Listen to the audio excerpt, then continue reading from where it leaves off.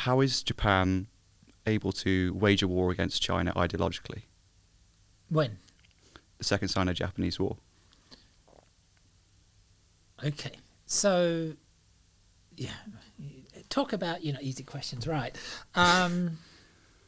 It changes over time, and one has to realize that when we're talking about China, Japan has a two-China policy, and that is south of the Great Wall, up until 1930, or even up until 1937-38, it's looking to work in tandem and in cooperation with the existing imperial powers. However, from 1905, after the Russo-Japanese War, it sees the southern tip of Manchuria and later Manchuria itself as an extension of its sphere of influence. So there it's looking to set up a little bit like America does in South America, a sphere of special interest where it monopolizes commercial activities, etc., in the area. So so you have this two China policy, but with the rise of Chinese nationalism in 1928, all of a sudden you have a unified Chinese military force that is now looking to expand into Manchuria. And that is where the problem lies. And so Manchuria is a very interesting area. It was unsettled. It wasn't a settled area. It was kept nomadic, so to speak, by the Qing government. And it wasn't really considered part of China until about 1931, 32. And by then the Japanese had invested heavily in it. So then the question becomes, we've invested heavily, we've brought security and order, there are bandits, and basically what bandits means here is any kind of resistance to Japanese, and therefore we are needed here to protect life and property of Japanese subjects. And that's the start of it, if that makes sense. Now, by 1938, with the Nanking massacre, etc., this is after incredibly heavy fighting. The Japanese obviously, it would be fair to say, have supremacist assumptions about their place in Asia, as they see themselves as the only fully developed Asian nation, and it's that kind of supremacist argument that one can say sort of plays in to their ideology about where the Chinese fit in their worldview. So you talked about Chinese nationalism. How much is the Chinese division, particularly among nationalist and communist lines, so Chiang Kai-shek, Mao Zedong, big figures, important in the Japanese takeover of China? Well, see, that's again an interesting question, because in 1936 the Chinese and the nationalists, Chiang Kai-shek's nationalists, actually form a unified front against Japan. And that is really part of the reason why you have the Second Sino-Japanese War starting. As it's a real threat. The Japanese see it as a real threat to their, what they would consider sovereign interests in South Manchuria. Also, it doesn't help that the military has gone rogue and has sort of taken over making foreign policy in China. Is this to do with the kidnapping of Chiang Kai-shek himself? Chiang Kai-shek gets kidnapped by, I've forgotten his name. Anyway, he ends up... He was ex-warlord, I swear. He's an ex-warlord, and I'm sorry I can't remember his name, and we should look it up. Yeah. We'll drop it in the description or something. Right. And anyway, the gentleman in that we're talking about is a northern warlord, and there is reluctance amongst certain allies of Chiang Kai-shek that he's not. He's more concerned with fighting communists than he is with fighting Japanese. He gets invited and kidnapped by this close ally of his, and in these 6 days he's convinced that a unified front against the Japanese is the best way forward. Once he's released, he puts this general under house arrest. He is also brought to Taiwan, Formosa, under house arrest, and he doesn't get released from house arrest till about 2008. Really? Something like that. Oh, is it 1990s, in the late 1990s, and then he eventually dies in Hawaii. So I mean, I'm the dates I'm a little bit fuzzy, but that's the general gist, right? So it's one of the really, it's called the Xi'an incident, right? It's one of the real mysteries of that moment, that unified front. Some people say he was actually a double agent of the communists. Others call him a patriot. So one doesn't know, but certainly Chiang Kai-shek was miffed. So in relation to that with the Japanese, would you say that there is a parallel between how the Japanese operate and the Chinese operate as forces to deal with nationalism? Well, Japanese nationalism gels before the Meiji Restoration, and it gels around debates about foreign threat, internal disturbances, and whether, and from the 1830s onwards, you get these debates about whether we need to revert back to a form of government where daimyo have more say, or local authority has more say in overall national polity, right? So the idea here is that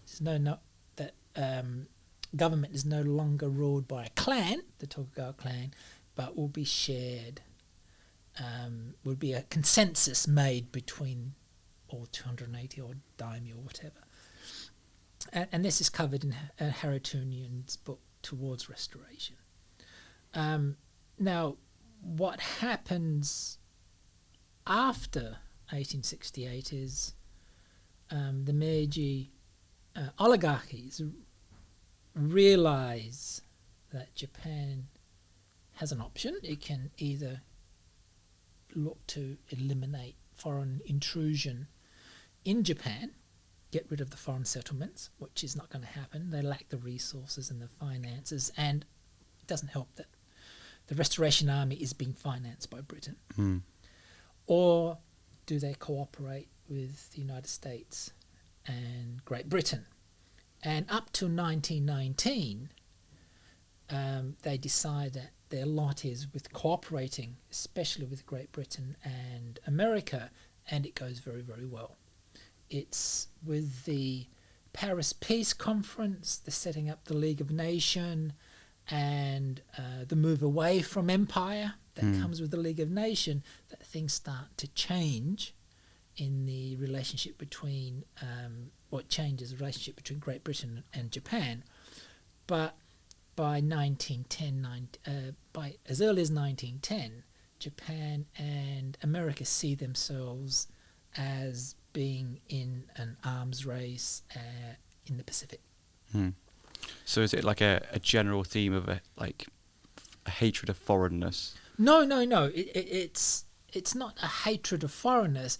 It's America is an expansionist power at that time. Japan is looking to expand its sphere of influence. What's the difference?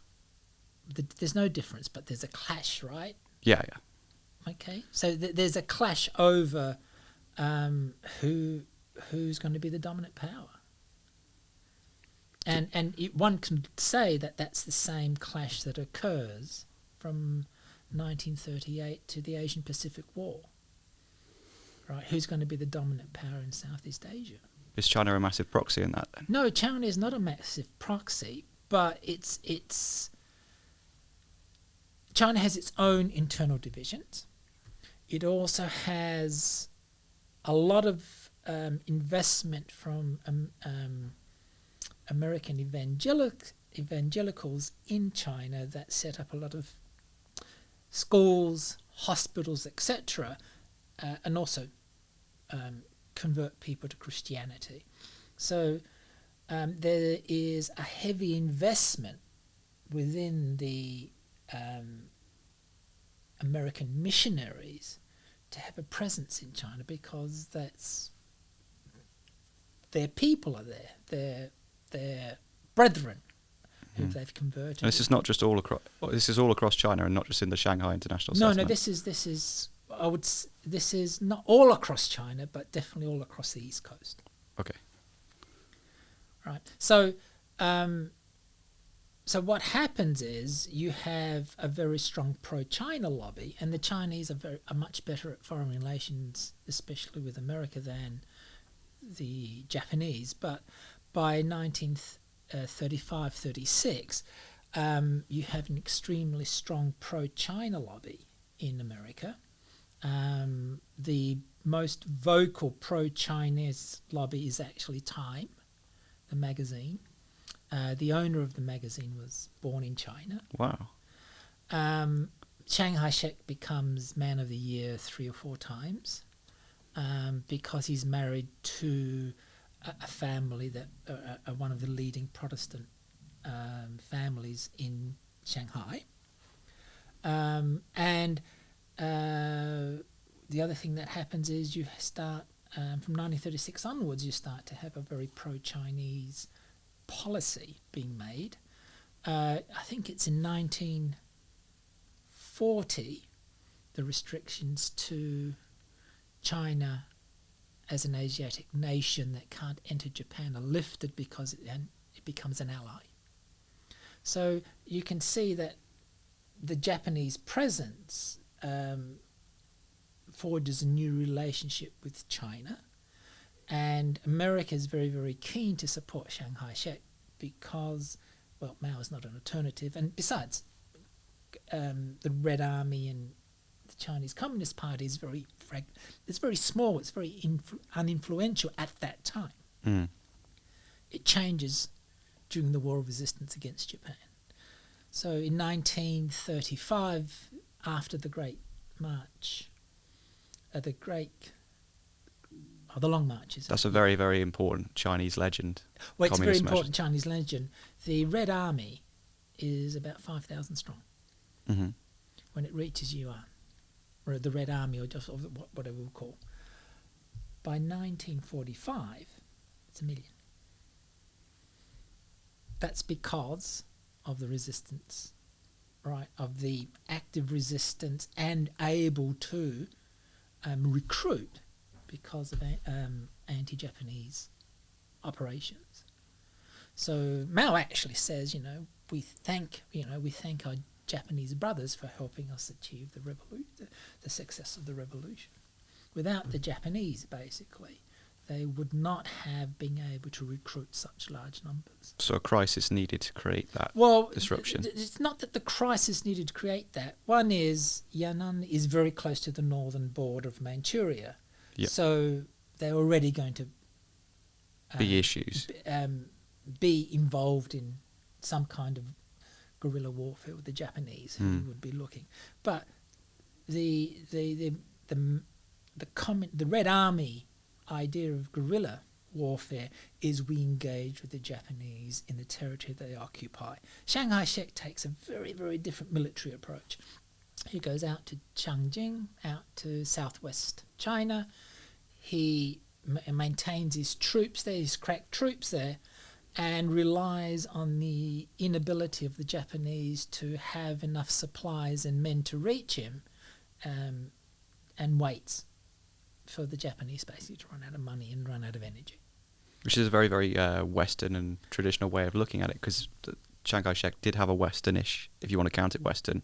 He studied in the Soviet Union for a while for his. Well, he also studied in Japan. Yes, for his education. I don't know if it's Western, but he's, people would say he was saving his crack troops for the fight against the communists. Like holding your reserve back so you can make that last sort of territorial smash. So the priorities of the Red Army and the nationalists are very different.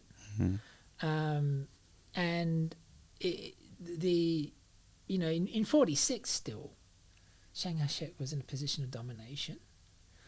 Stalin did not recognize the Red Army. He was actually supporting the nationalists because he wanted to secure government rather than he can negotiate borders with rather than a civil war. So, the Chinese Communist Party didn't really get much support from any foreign power. Is it because they're seen as disruptive? They were seen as inconsequential. It wasn't until important. What is it called? A report in 1946 by American intelligence officers that said we've gone to Yan'an and we see them as a credible ally. We see them as a credible force in China. That all of a sudden the Red Army's been taken seriously. All right. However, that report also is the start of what we call the Red Scare in America. And the fall of China to communist hands, to heathen hands, sets up, the whole debacle that happens with the Red Scare in the. It goes against those Protestant values that were so important to Chinese relations that you've just talked about. Well, no. It's a response to the loss of China. Is it? Yeah. Now this is important. The loss of China. Who lost China? It's the Christian evangelical who lost China to the communists. So, what's his name? Come on, help me out here. The Red Scare. Who's McCarthy? McCarthyism. Yeah. McCarthyism is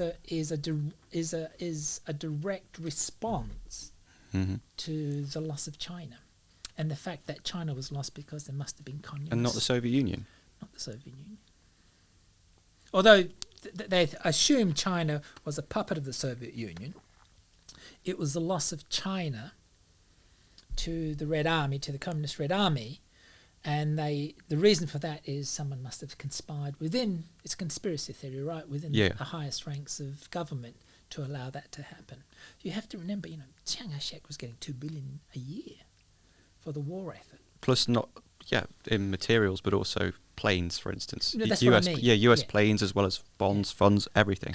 It just was very wasteful. Wasteful? Well, it wasn't well used. How was it not well used? He lost the Civil War, didn't he? True, but in the context of the Pacific War, did he do quite well? In the context of the Pacific War, the nationalists don't really... The nationalists, Chiang Kai-shek's nationalists sort of are important to the American cause because they keep Japan in a quagmire. And after 1946, the first thing that the nationalists try and do is invade Vietnam. Really? Yeah. Because the French have zero presence there at this point. The French have zero presence. The Vietnamese have moved in, and all of a sudden Chiang Kai-shek sees it as an attempt to expand Chinese borders. And we have a war, a small skirmish between the nationalist forces and the Vietnamese, and it's one of the reasons why the Vietnamese allow the French to come in. Again? Wow.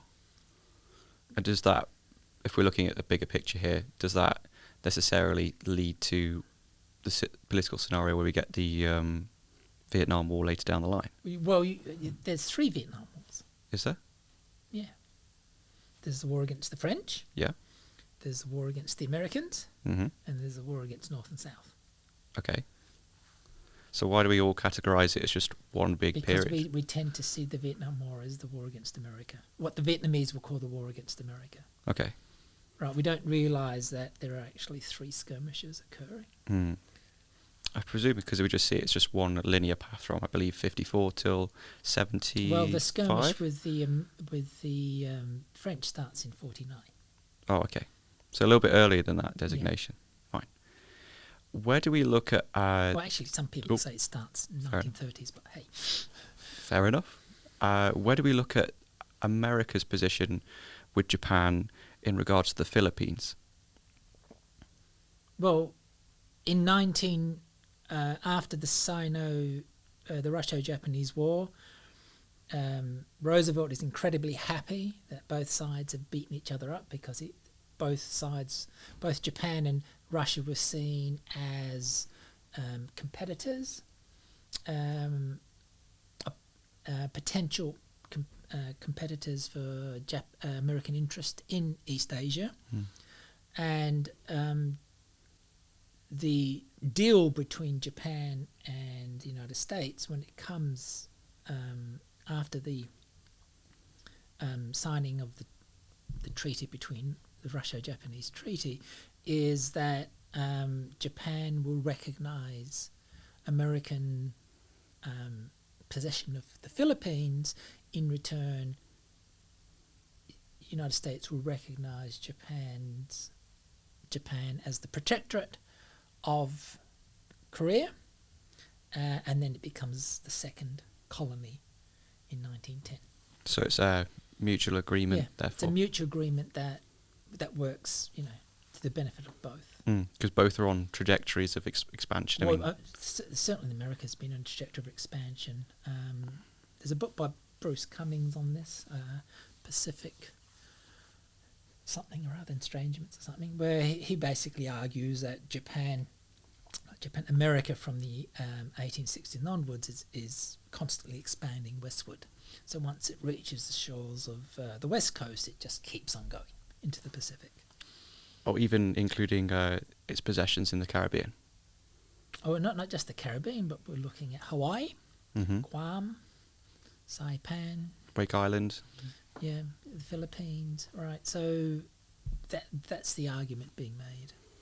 And so that's where that clash comes from a territorial point of view. Well, but both countries see the Pacific as a potential area of expansion. So where do the Americans come in regard to the international settlement? Like, could you... What international settlement? The international settlement in Shanghai. What's the picture around that? Well, the Americans aren't really part of the international... I mean, they are part of the international settlement, but they're latecomers. So their presence in Shanghai isn't great.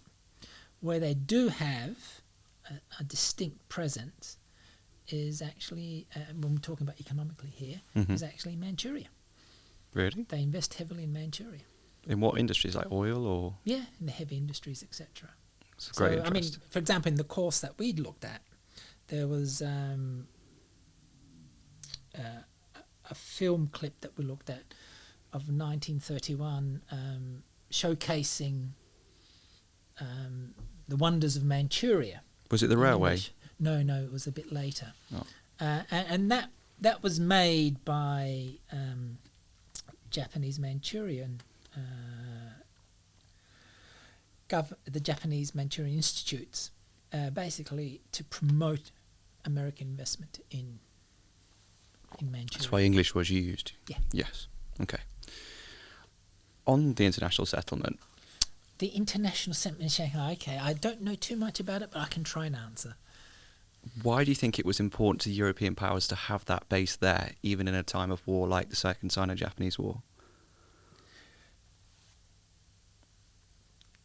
I think you're asking the wrong question. Okay.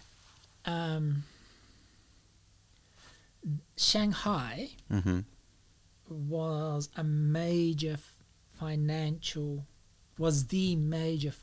centre in East Asia. Hong Kong only becomes the major financial sector after 1949 because the communists takes over. Right. So in terms of financial institutions in East Asia, they are most concentrated in Shanghai. It also has has a lot of investment in textiles and industry. So the international settlement is interested, right? International powers are interested in the settlement because of economic interests and you have private companies not wanting to lose that, right? So they're calling on the government, right? The Japanese would like to take, the control of Shanghai becomes important for the Japanese because it is seen as the major commercial hub. Mm. Controlling the maritime service also means more finance in the coffers. It also means you can now dictate terms for other powers to be in China. So I don't think it's a conspiracy theory. I'm just, it's just such an important financial sign.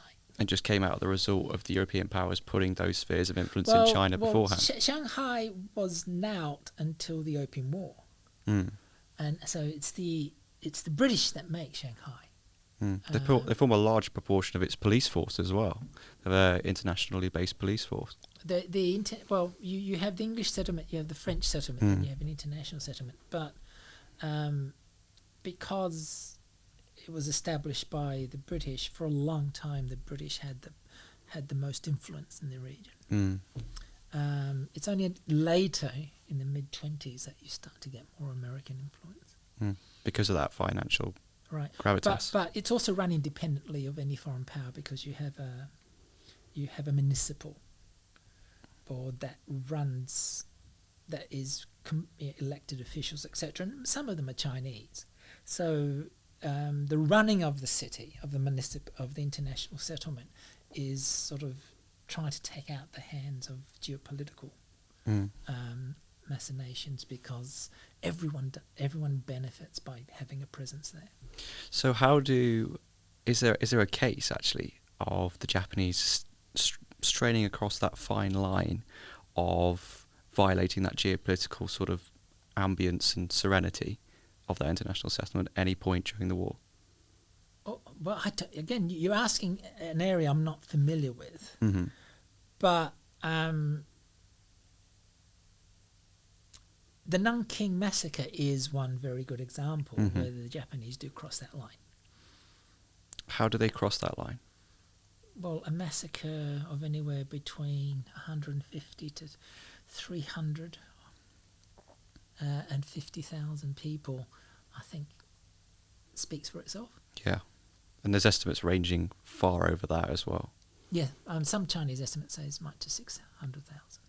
A lot. But most people say it's anywhere between. I mean, the consensus amongst neutral, and I use the word neutral very right.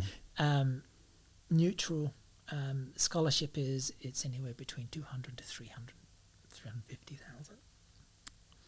What drives? And by the way, if people really want to see something interesting, I highly recommend In the Name of the Emperor on YouTube if you can find it.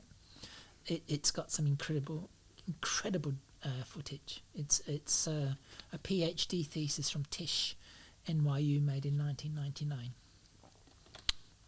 So, it's one thing I'm really interested in is what drives the individual Japanese soldier to make such a horrific act, such as the Nanking massacre, as part of their operations as a soldier. Well, again, if I knew that, I'd be the name in historical studies. There are several theories put forward. Mm-hmm. Right. So, number one theory: Japanese are just cruel. Right. This was especially popular right after the war. Second theory is that they didn't know any better and the military drove them to it. So they were brutalized. Lately, the explanations put forward is that these were primarily new recruits taken from the labouring peasant class. It's the first time they were abroad. They faced incredibly hard fighting in Shanghai. They were immediately called to attack Nanking. They lost discipline. The army lost discipline, and the result was a massacre. Mm. Right. So that's right. So basically, Now, you also get debates within the Japanese saying that things like the Nanking Massacre occur because these are conscripts. These are not people that come from a samurai background. This is not really Bushido. These are conscripts who don't know any better, and therefore it's because of their them being uncultivated and somehow less educated, etc., that you get these massacres occurring. So yeah, take your pick. Is that last bit a cop-out answer though? Well, I think there's certain investment in Japan to see Bushido as something quite unique and special, and it's been taken over by Western propaganda after the war to explain any kind of cruelty, and so I think it's an attempt to reappropriate it. So does that appear in historiography quite a lot post-war then? What? So using Bushido as that sort of bogeyman or whatever? Yeah, you should read. You get it even now. It's a Bushido spirit. That's the reasons why they never surrendered, etc. Now, what was happening is, in a lot of what we think has occurred during World War II is based on evidence secured by war trials, usually B and C war trials. These are war trials that happened in the areas where the local fighting was occurred. And so you have all this amount of evidence there, and the prosecutors are trying to find a reason why things happened. And what they were discovering was that most of these soldiers would have carrying with them a notebook, a small book, which detailing why they're fighting, who they were, why they're fighting, and this idea of Bushido. So part of the indoctrination of conscripts is trying to get them to see themselves as part of a wider, greater culture of military achievement, right? Mm-hmm. Now, did they believe this? Who knows? But it's assumed that they did. It's assumed that they believed everything wholeheartedly. It doesn't help the fact in the Pacific theatre. It doesn't help. Matters weren't helped by the fact that the Australians, the Americans, just didn't take POWs. They didn't? No. Okay. Right. So one of the reasons why maybe they didn't surrender is because it worked.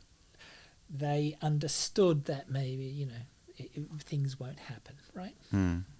So there's the brutality of the Pacific War is immense. That's why you get the instance like for instance, foxhole hunting in bunkers in Okinawa, for instance. Well, in Okinawa, but if you look at what's happening in West Guinea,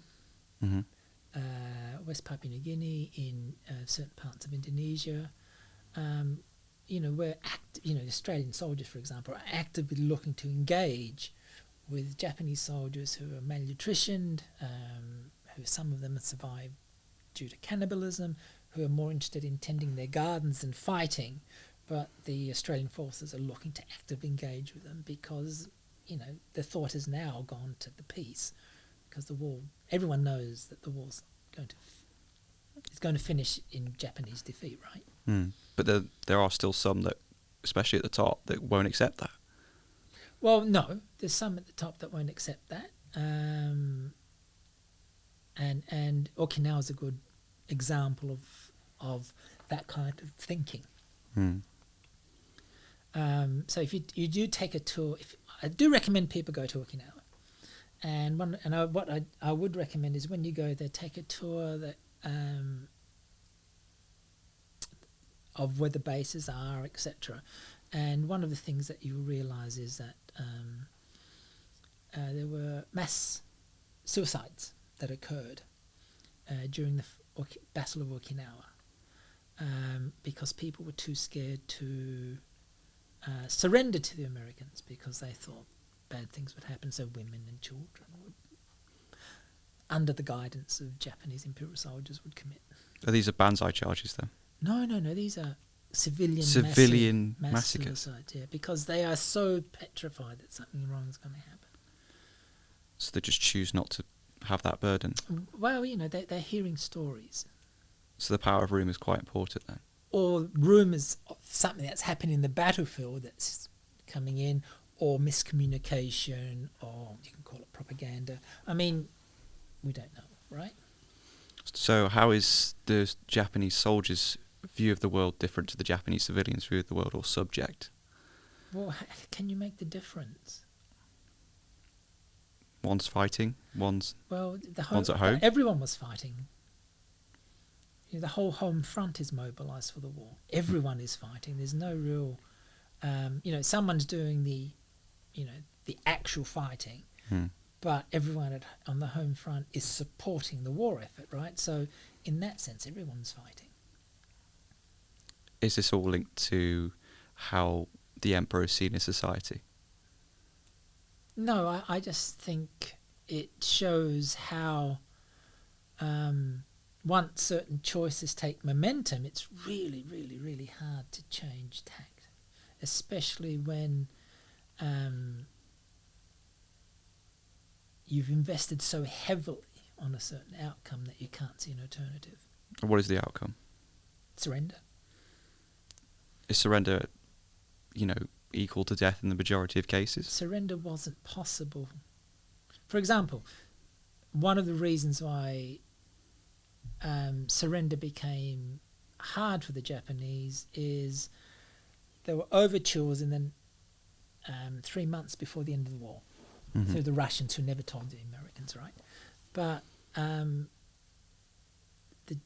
the Japanese, especially the Japanese Imperial household, didn't want an unconditional surrender because they still wanted to maintain the emperor. The Americans would not accept anything but an unconditional surrender. Puts you in a bit of a terrible scenario. So whilst those two are trying to figure things out, the war continues.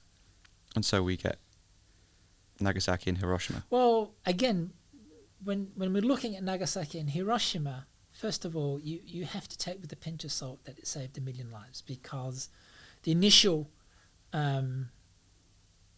number quoted was 50,000, I think, or 500,000, I can't remember. But so all of a sudden, after 1952 to 1953, it's become 1 million. Often because of radiation sickness and... No, because, how can the Americans justify using such a horrid bomb? If they increase the figure. Yeah. Okay. Right. Secondly, the internal memos. If you look closely at this, the internal memos made by the Army and Navy and American Air Forces basically say the war will be over by November. Mm-hmm. Even if it's just maintaining the barricade, right? So they were certain it would work. Well, it was obvious that Japan just didn't have the resources to continue. Mm-hmm. Right? And yet they dropped the bomb. They dropped 2 bombs. Now, why did they drop 2 bombs? One is, they saved 1,000 lives, right? 1 million lives. One could be, it's the start of the Cold War and they're sending a message to United States, Soviet Union. Third would be, we have this weapon. This is the enemy, we can drop it on. This is what happens. This is an active demonstration of Why opposition. not drop it on the Germans? I think that's a bit problematic for how the whole European structure is. I mean, Japan's not to be geographically the benign here, but here is, it's got an ocean. Could there be a racist? Maybe. Right? Maybe. So we don't know, right? We just don't know. But nevertheless, it still had the intended effect of producing that. No, it didn't have the intended effect. The Japanese did not know what the bomb was. Really? How would they know what a nuclear bomb was when it's a secret? Well, They'd know the effects of it, surely. How could they know the effects, communications, etc.? Oh, it would have been blown out. Completely done. All they knew was that something massive had happened. They didn't even understand the radiation sickness for 6 days. They didn't really know what was going on in Hiroshima. Nagasaki is a bit more controlled, right? But what it does is it makes it untenable. And also, at the moment of when the bomb was dropped, between those 2 weeks, of the 2 weeks, 2 weeks prior to the bomb drop, is the only time you have a military dictatorship in Japan through the whole Asia-Pacific confrontation. So the generals have taken over. It's kind of a similar scenario to what happened to Germany at the end of the First World War, where you have that monarch that sort of plays second fiddle to the generals. Well, what I'm trying to say is, right, that up until then you had some kind of decision-making process, but now you have the generals, and once you can't secure defence, We're at crisis point here. Well, not in crisis point, but they haven't got a leg to stand on, so there's pressure on them. There's pressure on someone else to take it over, and and here it's the institutional house. It's the emperor who made the decision to surrender. Really? Well, after that, yeah. Well, they wouldn't really accept anybody else's opinion, I'm sure. No, this is the thing about the emperor. It's not that he has power. He's the only symbol that allows unification. So if he's not there, that's why unconditional surrender is just completely out of the question. No, conditional surrender is an option. It's not an option for the imperial household who wants to maintain the emperor, right?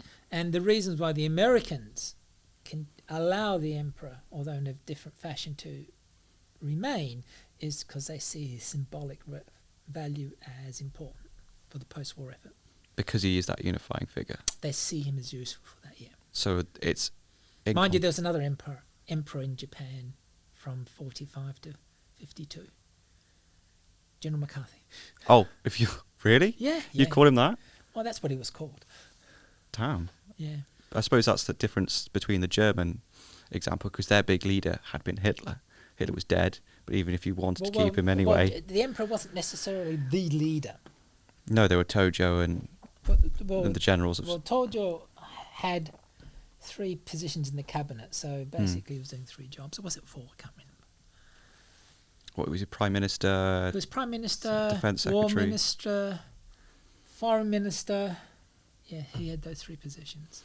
So you've got some very powerful figures in there that have no use as so long as the war's not going on. Well, you want consensus if you're going to go to war, right? You need a consensus government. And obviously you want consensus if you want peace as well. Right, but the architect of the Asia-Pacific War wasn't the Tojo, it was Konoe Fumero. What are the writings of him? Sorry? No, he becomes Prime Minister in 38, and in 38 we get the 36, 37, he ends up enabling the Second Sino-Japanese War.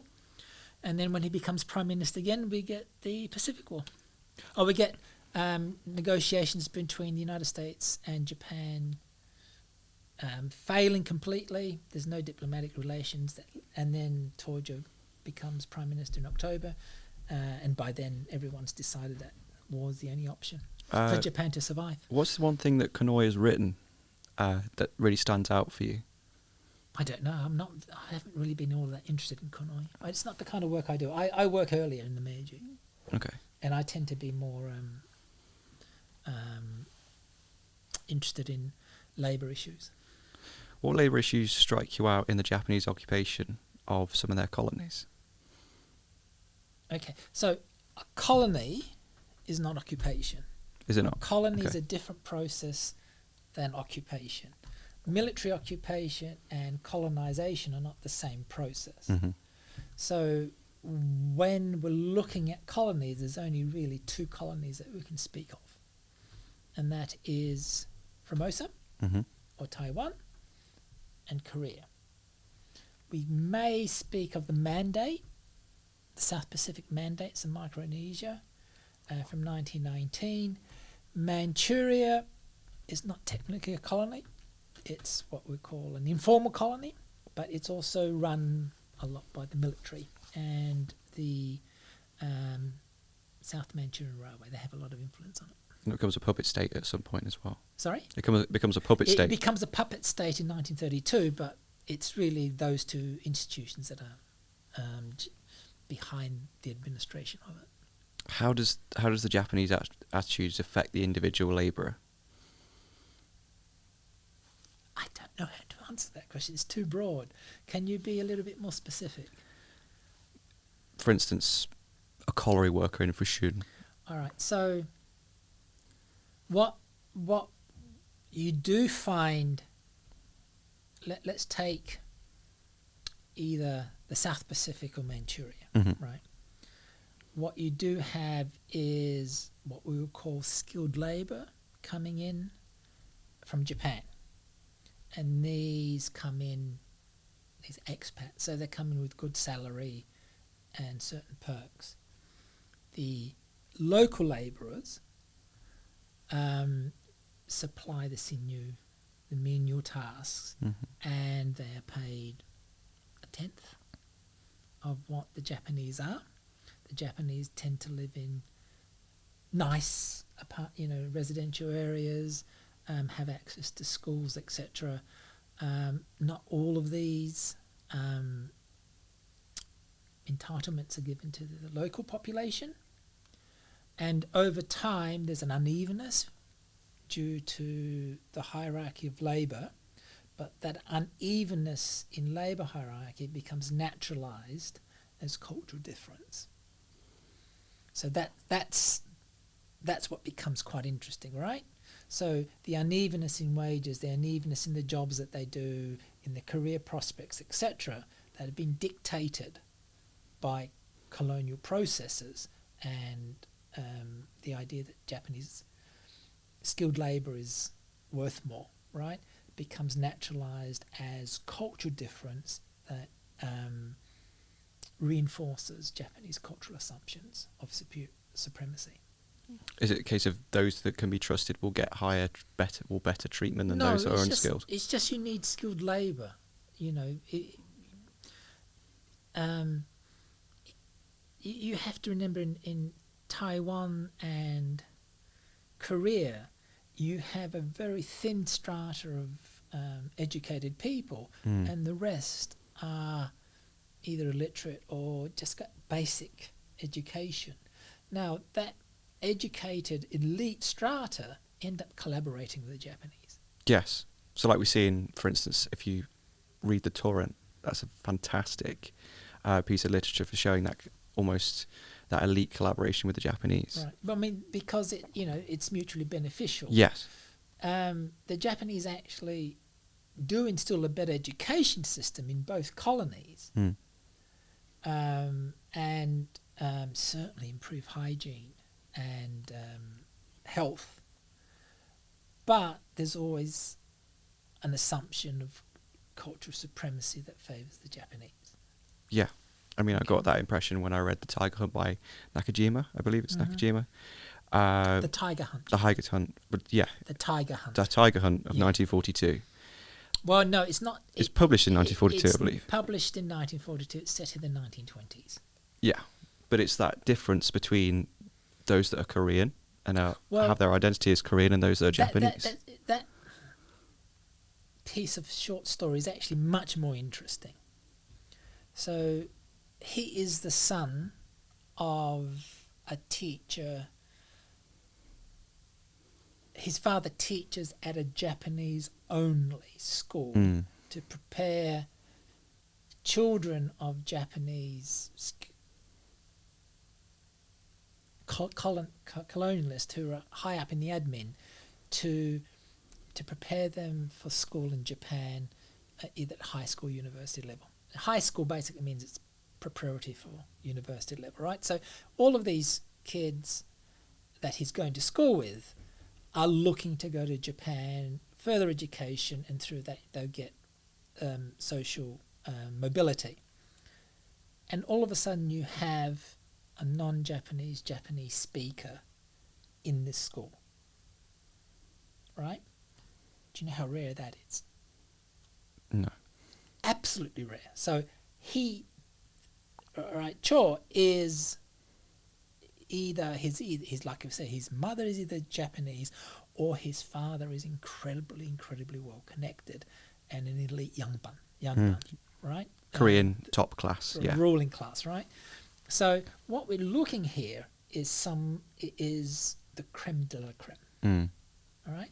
And what's interesting about this is Yangban class do see themselves as superior to everyone else, but all of a sudden they come to this setting where he is seen as inferior to everyone else, or treated benevolently different, right? Because of what he would see as an inequality. And at the same time, very proud. So there are certain things that he sees as being below him, and is willing to take punishment rather than do them. Kendo, military maneuvers, etc. Right, this is Cho right. So it's really interesting because yes, he's assimilating, but at the same time, his identity, which he's losing through assimilation, is based on indigenous values that never quite gel, and in the end, he ends up losing his bearings because he doesn't fit in either society. Yes, because he's seen at the end of the story as this sort of almost decrepit-looking guy in Tokyo. He loses his ability, even in language, to function in either society. Yes, because he doesn't necessarily speak, does he, in that last part of the story? Well, he does, but that's the whole point, that, the assimilation process is also leads to a destruction of identity, right? Because, you lose your culture, so to speak. So it's a really interesting short story, because it gets away from this idea that Japanese are aggressors, the Koreans are victims, and that's the only story that we need to know. But is it a tale of nationalism in any sense? It's a tale of acculturation. It's a tale of two value systems against each other. It's a tale of two supremacist arguments going full tilt, and maybe explaining why the Koreans could never be fully integrated into Japanese empire. So is that one of the tenets that would later become Korean nationalism that we'd see in post-war? So, for instance, from the Kim dynasty. No, oh my God. Korean nationalism has two streams, and they are contradictory. One is the fight by partisans against Japanese rule. The second stream is from 1938. Sorry, the three streams from 1938 to 1945. We have forced mobilization of Korean society that sees a third of the population abroad. We also see another third of the population being relocated to other parts of Korea, or sometimes in Manchuria. So there's a real dislocation of Korean society then that is seen as an attack on Korean ethnicity and culture itself. Number two. Number three is post defeat of the Japanese. With Korean liberation, then the question becomes, what did you do during the Japanese so-called occupation, during times of Japanese colonialism? And then there's a blurring here of what people did. Everyone had to compromise, but then it becomes, you're trying to hide this compromise. And this becomes even more urgent from 1946 onwards, when you get coming in, and you have the White Terror aimed against so-called socialist collaborators, communist collaborators. And so the elite use the White Terror to take themselves as patriots. Mm. Because now the foreign enemy is no longer Japan, but there's another foreign enemy, and it's called Russia or communism, right? So it's really, really complicated. What does nationalism mean? Because the thing what I'm trying to get across is these things are dynamic. They're constantly changing over time, because the contingencies, the historical contingencies that are driving them change due to the changing circumstances, right? Mm-hmm. And as we were talking before we came here, history is all about what it means to the present. It doesn't really have a relationship to the past. Mm. It's that whole idea of historiography. Well, historiography is we try to understand the past, but let's face it, we can only do it through the goldfish bowl that we're in. However, people from the past swam in different waters. They were in a goldfish bowl also, but the thickness of the glass, the quality of the water is very different, and we can only make sense of it if we let the past change us rather than trying to control it. So what I'm trying to say is the past has untimely questions for us. What did you do in your collaboration? What is freedom? What is nationalism? But we can only hear those voices if we're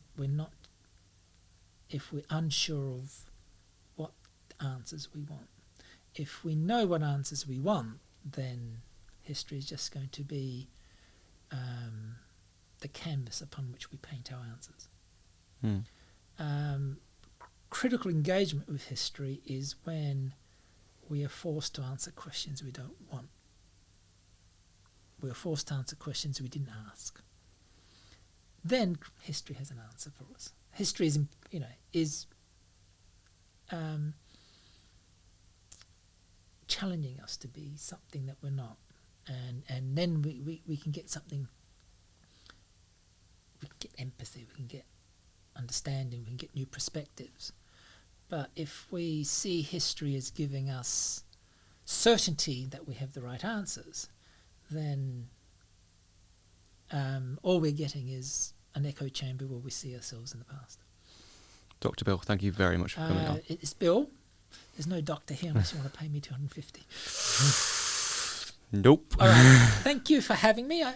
I'm sorry for the last dogmatic statements. No, I'll really leave good. it at that. It's really good. Thank you very much. You're welcome.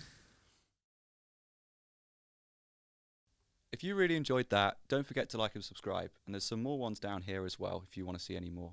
Go on. Click it. It's worth it.